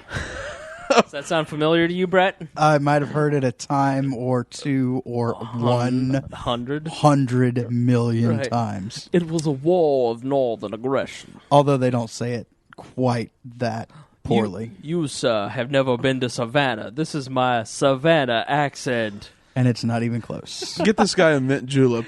Right now. But anyway, so it always comes down to the question, did the states create the federal government, or is it like the preamble says, we the people? Well, one thing to consider, though, is that Nevada wasn't a state until after the Civil War. So you would, in essence, if you do agree that the Civil War was not, as Chris said, the war of northern aggression, or you do not recognize the 10th Amendment or the right to secede or the right to void that contract, then you would say that any state that enters the Union after that point, because the precedent has been set, that you cannot do that, as Lincoln showed and as the Union Army showed, then you would be accepting that despite having been there before it became a state and was admitted to the Union, you would be subjecting yourself to the same situation that the South found themselves in on April 15th, 1865. Except for Texas, which can always just press a button and kind of be like Transformers and turn into 5 separate states, right? You know, I'm pretty sure that is just something that we hear about, but no, I've never actually seen. In the seen... Texas Constitution, they can turn into 4 states if they decide to secede. But you know what? Why haven't they done it? I mean, they have the opportunity. They have the guy in place who says he's going to do it. Is the juice worth the squeeze? And then would the citizens revolt? And they would. Yeah. That's the thing. But I tend to be of the state of mind that if they had just written "We the States" in the Constitution, this would have all been taken care of. But then you don't have individuals. I know. But the collective within an imaginary line. I know. And then you have things like the Georgia-Tennessee boundary dispute with regard to the Tennessee River and whatever parallel that is. You have issues with regard to the Savannah River and the harbor there being dredged and deepened, where it requires the cooperation of both South Carolina and Georgia for it to happen. You have areas of Illinois that have seceded from the state and the federal government to form their own country. You have parts of California that are wanting to break apart. You know, the Republic of Northern Colorado that's on the verge of happening. You have 4 counties in Colorado. So, you know, at the end of the day, you really do have to look at we the people is the correct term, because I don't believe that states have rights. I believe that the people in those states have rights that they can exercise. Just like the Second Amendment, the guns themselves don't have rights, but people have rights to own and operate and protect themselves with a firearm. Yeah, it's still at the end of the day, it's tough for even me then, because you don't get rights from a piece of paper. Agreed. Rights are natural. They're just because we're here. Right. You don't get rights because government doesn't grant anyone rights. Like they created the Constitution and they put down on paper what they believe to be self-evident, what they believe to be, at the time, divinely inspired. This is an issue of, if I was Nevada, why would you ever join the Union, especially post-Civil War? It makes no sense at all, in my opinion, other than... Well, it's a one-sided contract. Yeah, either the government is like the Constitution's a contract, but clearly it's not. It's been decided. So if it's not a contract, what is it? It's Andrew Jackson and the Trail of Tears. It is the march of government over lands where people existed in absolute control and force, where you have absolutely no opportunity to do anything other than hop on board. Or we'll put you in a nice little fenced-in area and declare yourself sovereign and toss a few casinos your way. And you also have to consider, the Monroe Doctrine, that America was what it was from sea to shining sea, regardless of who inhabited or may have owned, in the case of the French, for part of that time, who really is America and what is it made up of, and what are these people entitled to? Absolutely. And I think, though, what do you mean, these people? I mean these people, Americans, Chris. Nothing you would know about. You great right there. White menace of the North. Oh, boy. It's always color with you. That's funny. I feel like race is such a big deal in the United States. Have you ever even seen a tan Canadian? Not once. I'm pretty sure that they're like diversity officers of their corporations are like, what are you talking about? We have all different shades of white. Listen, people, I've been gone for a while, so maybe it's time that we have a discussion about Canada. 98% of Canadians live on the American border. They've been sending in their drones repeatedly. I have at least 3 Canadian geese outside of my balcony right now listening to this conversation, quacking it back to the motherland. They've sent in their scouts, Michael J. Fox, Alan Thicke, Bieber. Justin Bieber. They are watching us. They are ready to invade. It is time to gather together and fight the great white menace of the North. Build a wall. That's right. Out of Canadians and beavers. And so all of a sudden this is Sparta?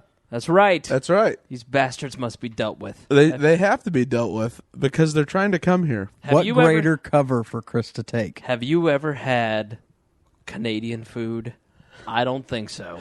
Doesn't exist. It's an illusion. So back to your discussion about the Constitution. I'm going back to Instagram. No, I mean all it is it comes back to compact theory. Like if Clive Owen, from a libertarian perspective, Clive and Bundy, Clive Owen's an actor, sure.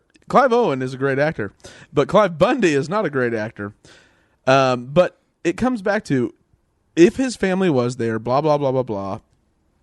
In Lysander Spooner, they didn't sign the contract. They didn't want to be a part of the state of Nevada. They didn't want to join the Union. Then they're, in fact, in control of the lands that they claim to own. Unfortunately, they're up against a force they're never going to win against. Is it worth dying for so that your cattle can eat off this grass?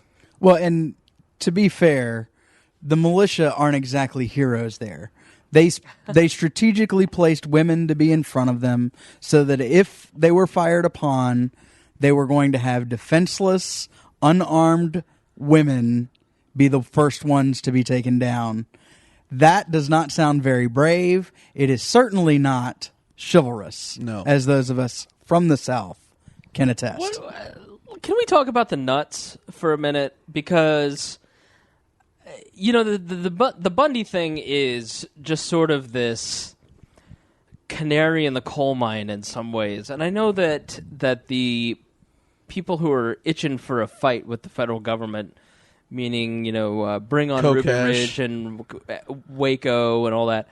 Like, what is the mentality of that? Like, I just don't understand why you are itching for a gunfight with the federal government. It just doesn't. It makes no sense to me. By the way, Cornelius, the newest addition to the We Are Libertarians family. Sadly, Muffins will no longer be joining us here in the program. She's, I'm sure, doing fine. So Mittens has a new sister, Cornelius, and she is now being petted by Greg. Oh, getting a little frisky there, Greg. Good job. So That is your cat update for this episode of Weird Libertarians. So what do you guys think the psychology of that is? Because I just frankly don't get it. I would never go out and stand there with a gun and wait for the firing to start. Like, what is that about? Explain that to me, Brett. You're from God's country. Well, Where you have more guns than teeth. Actually, no, the count is definitely in the reverse there. I can't really speak to it because I'm, like you, not somebody who's itching for that fight. I mean, there are times where when I'm pushed, then yeah, I'm going to push back. There are times when, I feel that rights of mine have been trampled. There are times where I see that rights of others have been trampled, specifically in the case of the government doing so. But I don't understand the people who are willing to join the fight no matter what and no matter who it is. And I think that really kind of segues into really where we're going and what we're talking about with regard to Bundy and what happens next when you hitch your wagon to somebody that you don't really know. Right. Yeah. Greg, what's the psychology of that? I feel like these individuals, they suffer from a couple things. They suffer from a lack of reality. These individuals, in my opinion, tend to only associate with people who have beliefs like their own and consider anyone else who has a more realistic perspective or a more pragmatic perspective to be a Kool-Aid drinker. They tend to feel like they've been victimized by the majority. Right. They tend to feel like they've been ostracized by the... They're really, to me, a whole lot... If you know political philosophy, they're not a whole lot different than people who are Marxists. The ideological superstructure victimizes them. They are victims of the system that is put in place and that they cannot wait to revolt against. And they're a lot like Baptists in that Judgment Day is near. Right. But they can make it happen. You do have to, though, look at it as though... When you mention that, you do have to recognize that the greatest recruiter for the liberty movement and for libertarians is the government. And I'll tell you why. Because when you have an interaction with the Department of Driver Services, or you have an interaction where you're trying to figure out what the heck is going on with your health care, and you tried to go to the ACA website, healthcare.gov, and you just can't get it. You don't understand those interactions when you're pulled over by a police officer on an empty road for rolling through a stop sign at 3:00 in the morning when there's nobody around. Those are recruitment tools that are turning people into libertarians, and it's the government doing it. So you can't say, though, that everybody that we're talking about hasn't had that moment. They've just had enough of those moments. No, those individuals aren't alienated. They're not isolated, and they don't go to the chat rooms where they watch Fight Club and talk about the day that it's Judgment Day and this is our time to rule.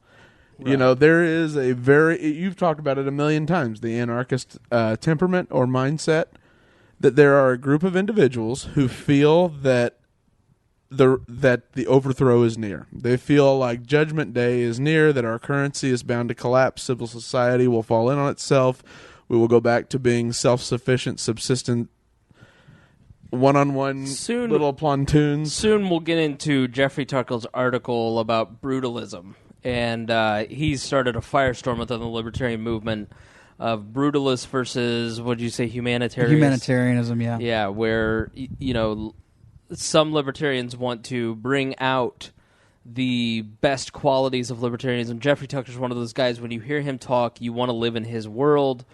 And then there are people who are brutalists who just dump all of their pathologies onto Facebook and want to, the impulse is towards violence more than making you feel safe and all that.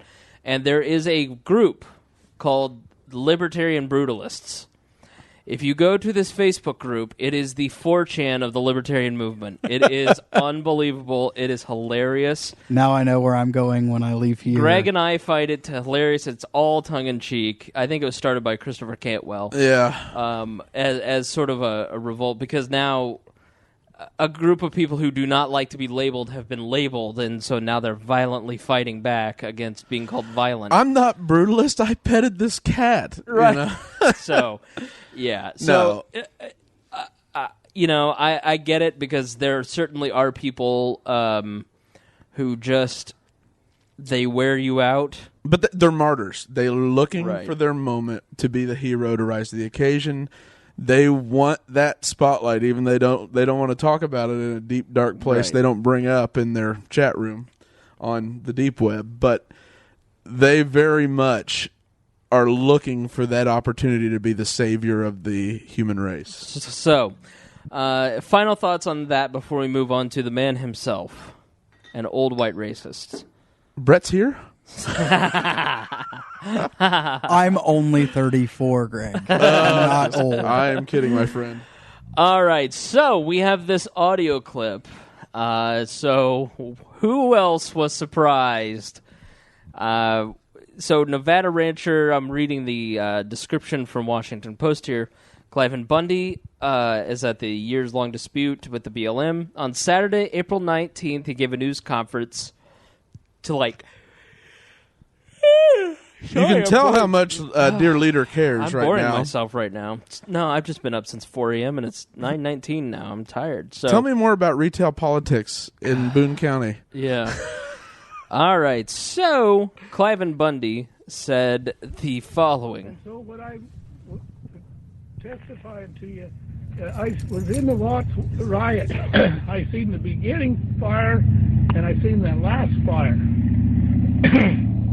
What I seen is, and so what I'm testifying to you, I was in the Watts riot. I seen the beginning fire, and I seen that last fire. What I seen is civil disturbance.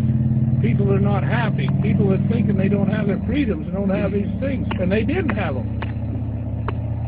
We've progressed quite a bit from that day until now, and we sure don't want to go back.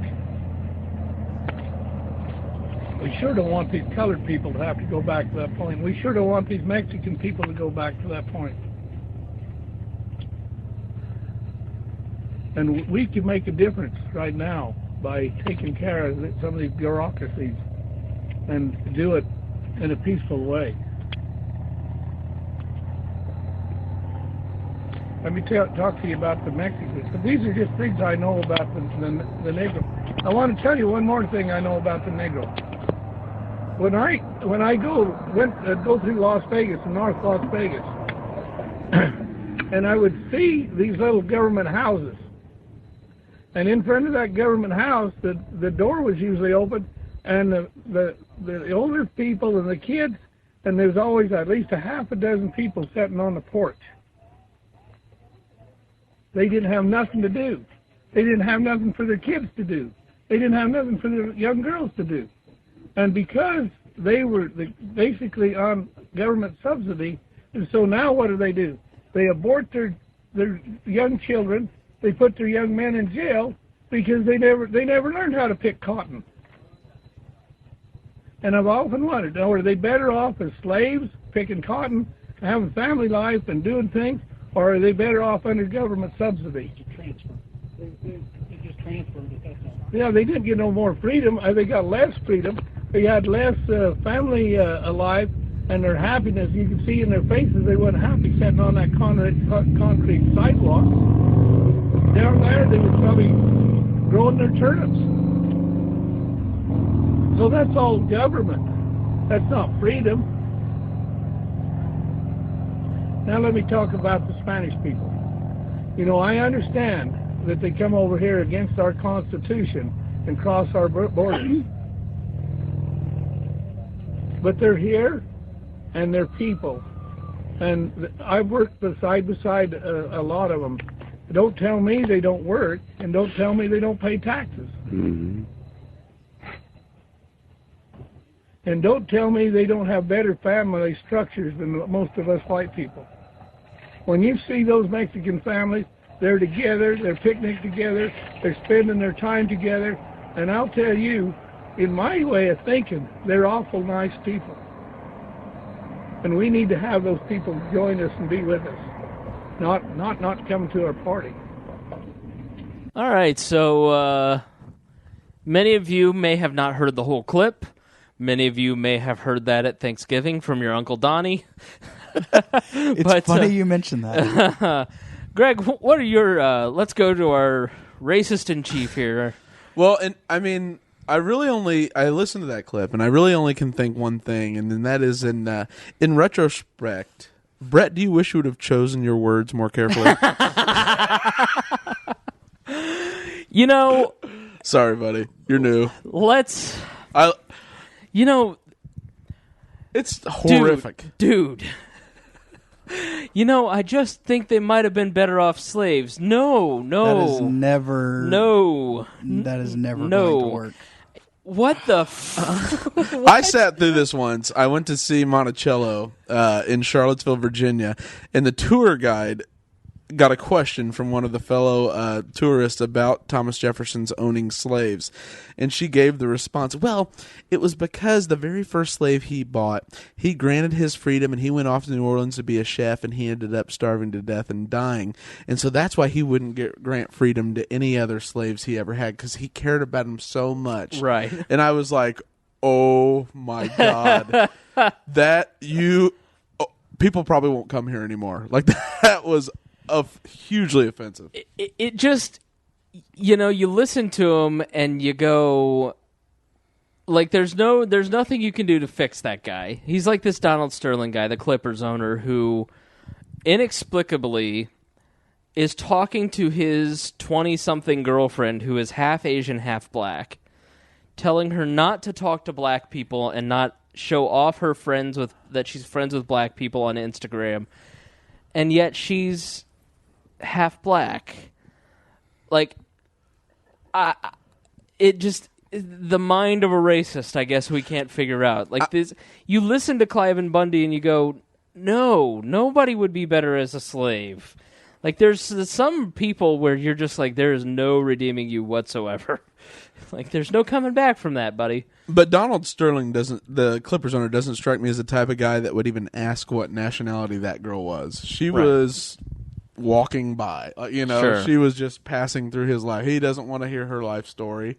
If she complains once, there's 15 more ready to jump in her seat. Right. Yeah. To me, I listen to Clive and Bundy and I go, okay, he's trying to solve the world's problems for those people. So I guess in some way, if we're going to assign some sort of redeeming quality, at least he doesn't want, like, harm to come to anybody. But that's, like, it. Like, you can't... It's just inexplicable to say, like, anybody would be better than... I just don't get it. Your existence is so miserable that slavery is preferable. Right. And it's just so ignorant and backwards. It hurts my brain. I agree. It's backwards. It's cringeworthy. But you know what? If it hadn't been for the recent publicity over his dispute with BLM, he could have lived out the rest of his days spouting those opinions. He could have just been another old white racist rancher in Nevada that nobody cared about. Right. But he got his 15 minutes of fame. And often when we see somebody like that who's unprepared for the media onslaught that's going to come about, and they're thrust into that limelight, whether it's Clive and Bundy, whether it's Honey Boo Boo, whether it's Alan West, but still, he wouldn't have had the opportunity to have a press conference if he didn't have the dispute. They aren't prepared for what's before them, and they're bound to say something stupid or ignorant. Sure. And that's what this is. It was stupid, it was ignorant, but it happens. We're all human, and we all slip up. Now, one of the things that I think we do need to consider, though, is that we can't dismiss the concept, and I know that this is going to drive a lot of libertarians crazy, but you cannot dismiss the concept of white privilege. You cannot dismiss the concept. You can leave now. Of male privilege. All right. But that can't be something that's used to shut down a debate. It's being misused, just like I believe that the race card is being overplayed. But at the end of the day, like you mentioned with Uncle Donnie, we all have a crazy uncle who spouts off things like Bundy said. Yeah, like I have family members that are in their late 90s, and they say colored because, and you just go, listen, she's from a different era. Sure, and I know a lot of those people. Right, and there are people in my life who just have crazy racist things. Joe Ruiz. Stop it. No. Joe's Puerto Rican. His last name ends at a Z. It's a cover story. Right. So, but it just shows why you can't go out and tie yourself to these figures, because they're either going to have something when they come out of nowhere. They're the Sarah Palins of the world who are the next great Christian hope, and then their daughters are knocked up.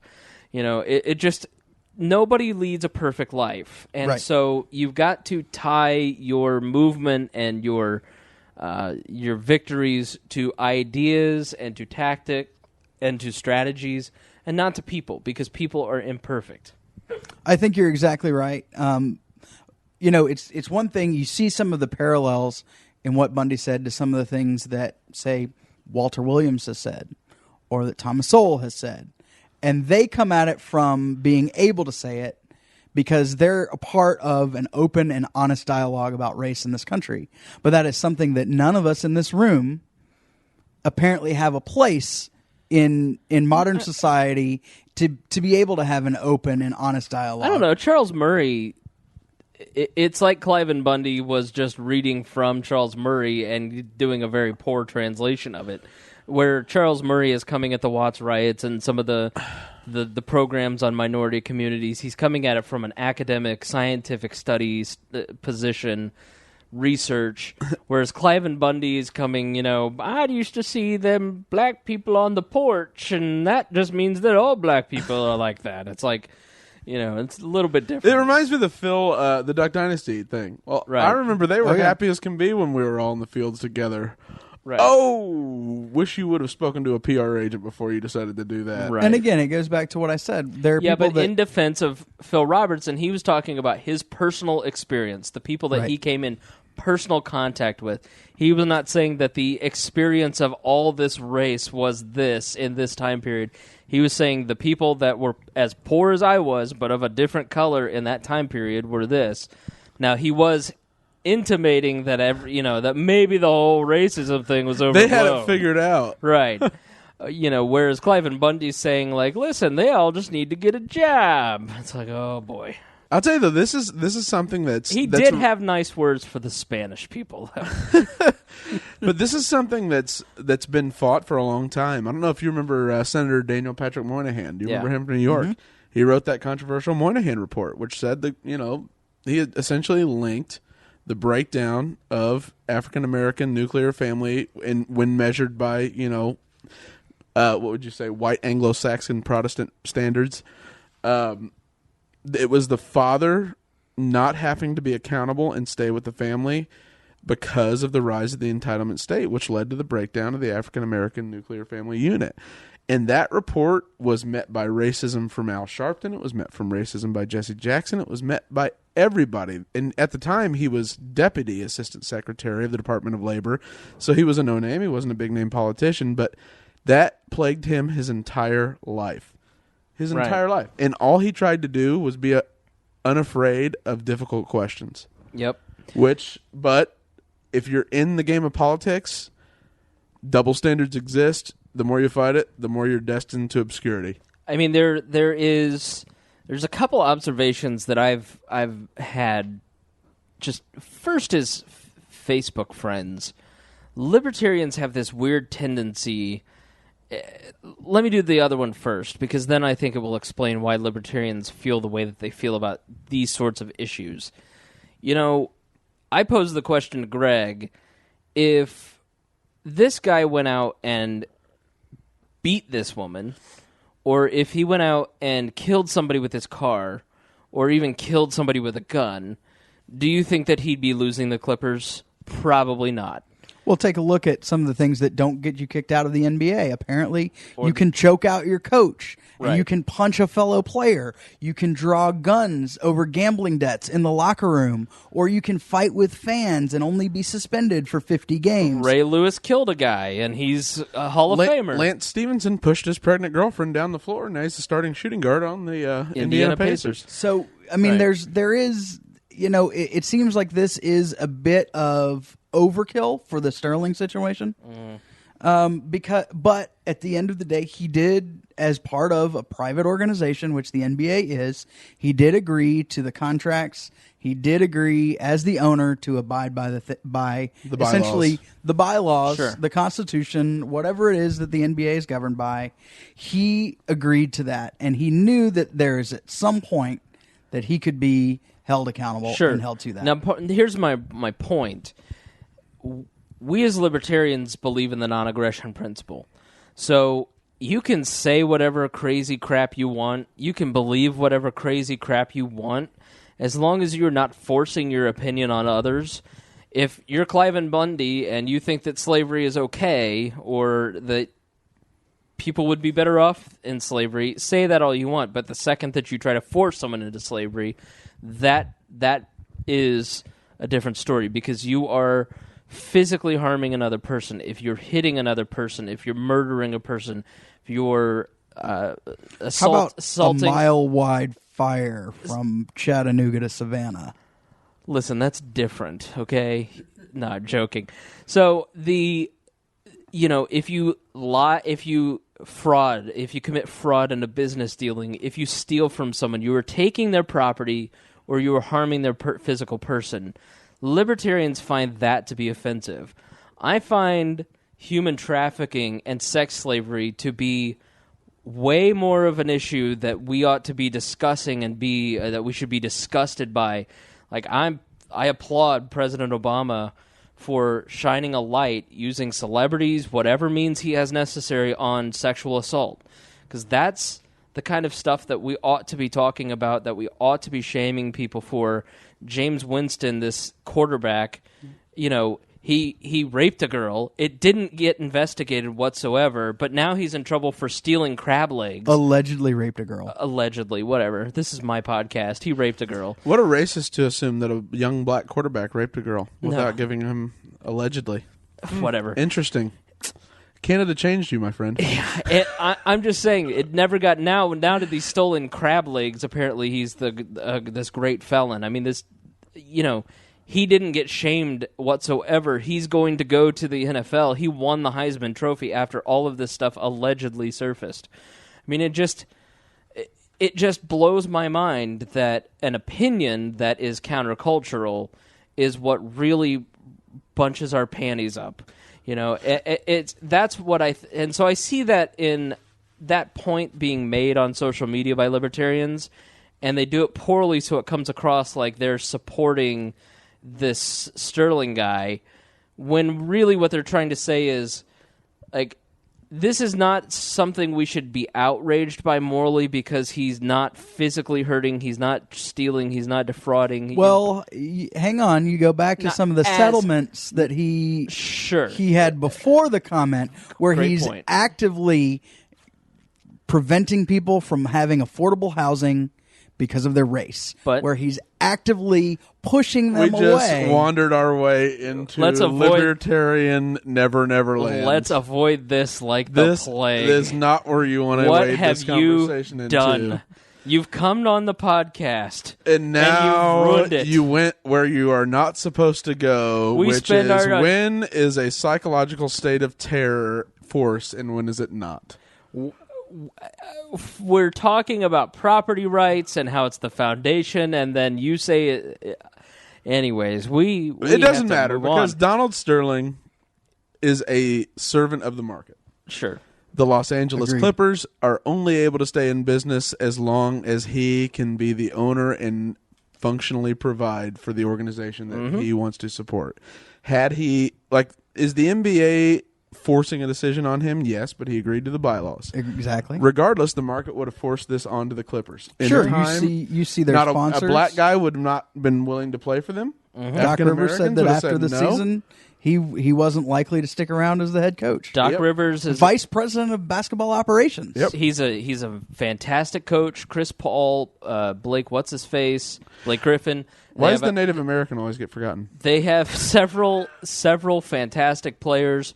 You know, for the first time in their history, they're not an absolute disaster of a team. They've been atrocious most of their history. Now they're doing well. They're putting butts in the seats. Celebrities are starting to show up to their games and not the Lakers. And this guy with his insane beliefs has threatened all of that. And so guess what? You lose Chris Paul, you lose Blake Griffin, you lose Doc Rivers, you go back to being a crappy team, and then your franchises move to Denver or Seattle, who lost the Supersonics. So, the market corrects itself. I mean, it's the organization's going to correct itself in the NBA. And that's the thing, is I felt like the NBA reacted before it needed to.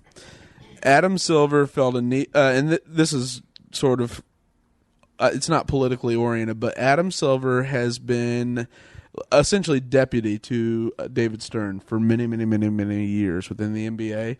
He wanted to establish himself as a name and not just, that's Stern's minion. And this was his chance to come down like Thor. Well, yeah, he wanted his Kennesaw Mountain Landis moment. Exactly. Yep. So, all right, well, we got to wrap up because I have to go to bed. I have to be up at 4 a.m, and it's now 9:45. Okay, and this has been almost a 2-hour episode, so you people are getting your money's worth tonight, all right? What do you mean, you people?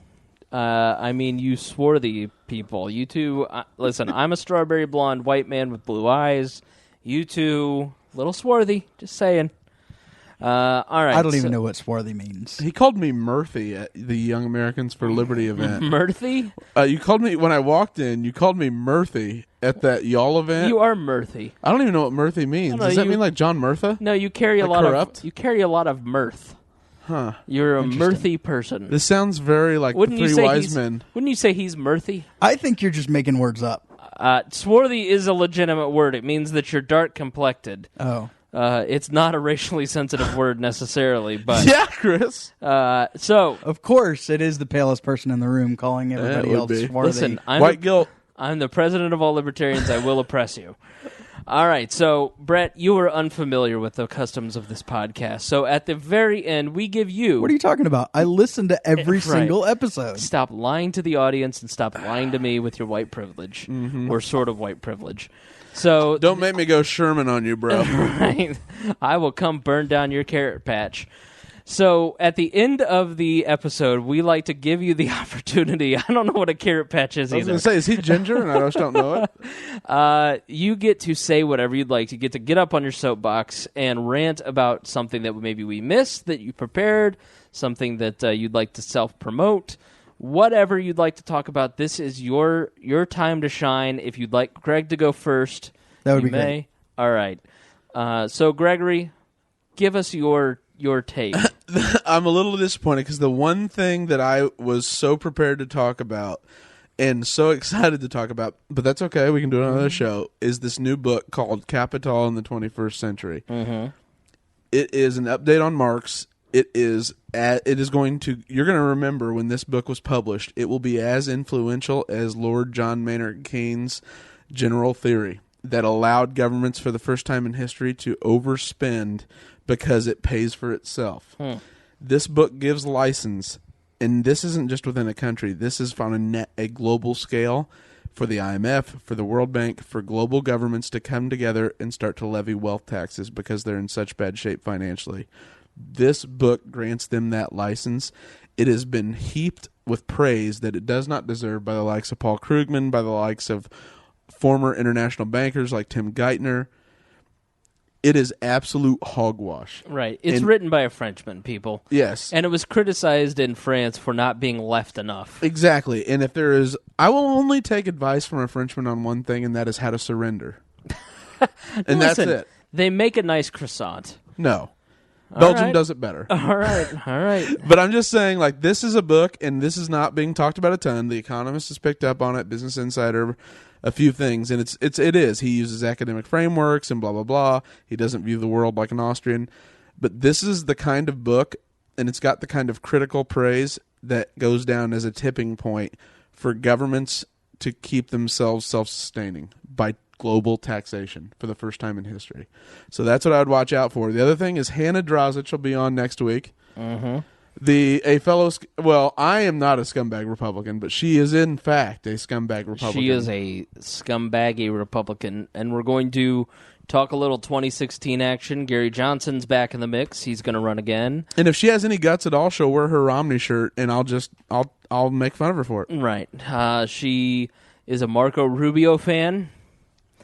But remember, did you ever read that comment that I wrote? No. Rubio 2016, conservatism with a kick. Somebody call Karl Rove. Did you spell conservatism with a K? Good. Of all the actors running for president, Marco Rubio is the most Spanish. That was brilliant, and Thank you. she did not appreciate it. No, she didn't. All right, so your turn. All right, I'm going to plug myself. If you're interested in any of the things that I've said about being a better libertarian, check out brettbittner.com. That's BRETTBITTNER.com. You can also find me on Facebook at facebook.com/thekindlibertarian. If you have yet to take the world's smallest political quiz, go to theadvocates.org. Why did you invite me to like that? No. Or you could go and follow them on Facebook at facebook.com/ITookTheQuiz so that you can share your score. You can share your experience either giving or taking the quiz. Share your pictures. Share your stories of outreach. It's something new that I'm bringing out for people to have a community around the quiz and kind of personify it a bit. And at the end of the day, can we all just love each other? Mm-hmm. Like, seriously, guys. All right, so my soapbox, I would like you to go like my Facebook page, The Angry Libertarian. Go to I didn't take the quiz /facebook.com. And I would like you to take the world's longest political quiz. Just show a hand. Oh, are you talking about the Libertarian Purity Test? Yeah. The bpkaplan.org or whatever? Yeah. I will. There is one of those. And that is, if you see it on social media and you don't take the quiz after clicking on it to look at the quiz, then you are the purest of the pure, because you will not be told what to do. However, that is brilliant. It's the ultimate litmus test. Also, the We Are Libertarians Liberty.me guide. We are published Liberty.me people here in a couple weeks. All right, everybody. Thank you for listening. Thank you for your patience during this difficult time since Greg left me. We greatly appreciate it. We love you. We're going to be back on a regular schedule. We're not going to be lazy, meaning me. And speak for yourself. And Brett, we look forward to never having you back. Excellent. All right. No, thank you seriously for making the drive down, coming on. We greatly appreciate it. We thank you all for listening. This has been an episode of Weird Libertarians. And as always, we promise to do better next time. Music for We Are Libertarians is provided by Hoosier musician Brian Keith Wallen. Please check out his website, briankeithwallen.com. The song is Bad Spell.